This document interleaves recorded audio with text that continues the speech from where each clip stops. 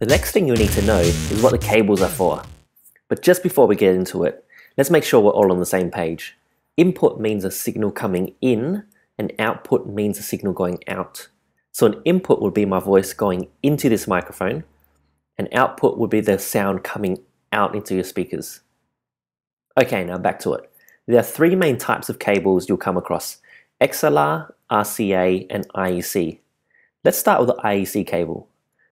The proper technical name is IEC 60320-1, but we'll stick with IEC for short. In case you're wondering, IEC stands for the committee who set these sorts of standards, the International Electrotechnical Commission. The IEC cable is a power cable, common in lots of household goods like kettles, toasters, desktop PCs, etc. Like all cables, there is a male and female end. Have a guess to which end is the male end. The male end has protruding prongs and is what you plug into your wall socket. The female end is what you use to plug into the device which needs power. Pretty easy to remember, hey? For your DJ setup, these will most likely be used for plugging in and powering your speakers.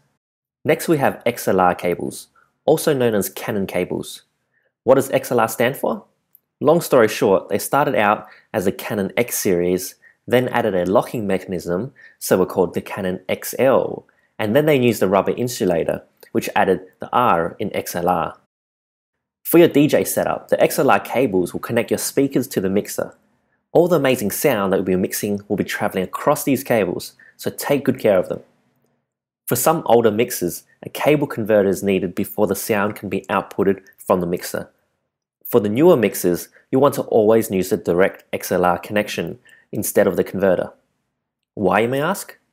Well, XLR cables are balanced cables, which basically means they can be very long without being affected by external noise or distortion.